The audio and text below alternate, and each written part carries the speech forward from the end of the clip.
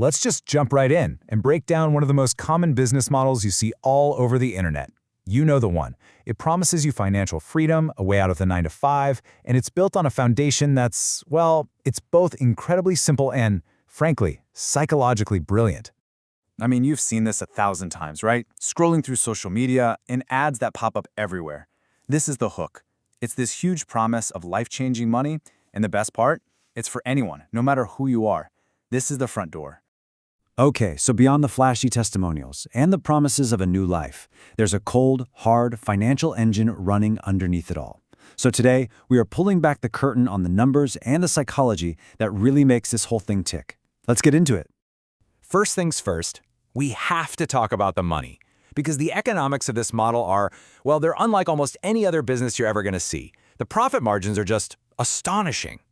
Yep, you're seeing that right. For a lot of these info product businesses, the gross profit margin can hit 95%. Think about that. For every $100 that comes in, 95 of it can be pure profit before they even spend on ads. Most normal businesses could only dream of numbers like that. So how is that even possible? It's actually really simple. The product is just digital. It's a PDF, maybe some videos. There's no factory, no warehouse, no shipping costs. Once they make it, they can sell it 1,000,000 times for basically zero extra cost. It is a machine built for one thing, pure profit. So when you pay up, where does your money actually go?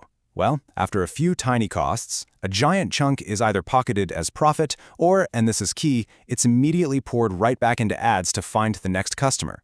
You'll notice the slice for the actual product itself is basically non-existent. And this is just wild.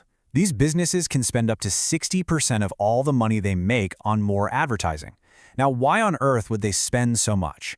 Because the model isn't built on making you a happy, repeat customer. It's a churn and burn operation. It needs a constant, endless stream of new people walking through that front door.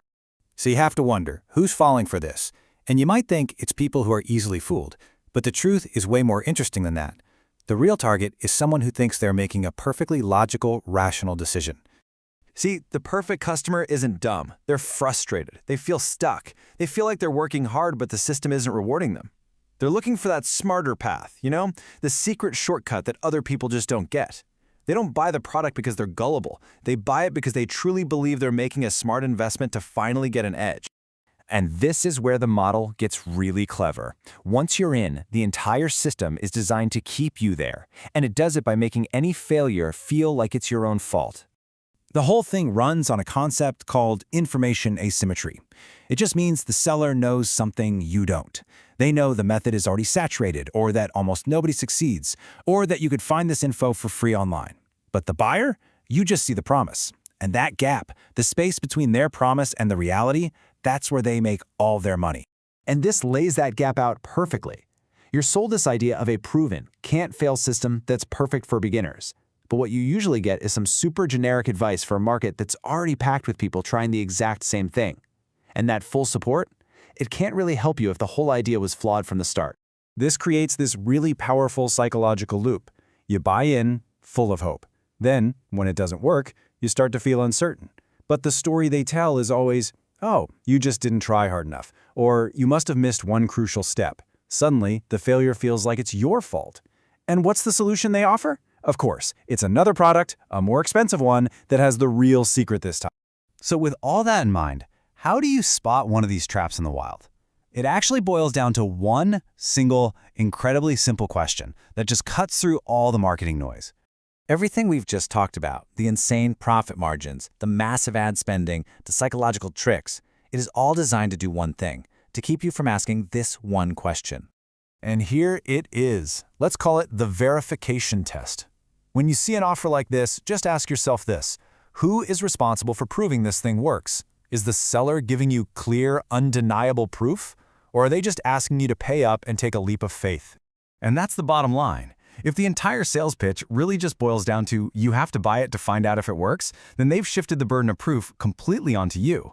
Think about it. A legitimate business proves its value before you buy. This model makes you pay for the privilege of running the experiment yourself. That right there is the trap. So I'll leave you with this to think about. Now that you have this little mental tool, this idea of spotting who's carrying the burden of proof, you're going to start seeing it in other places. So what other industries, what other products ask you, the buyer, to do all the work of proving their value? It's a pretty powerful lens to look at the world through.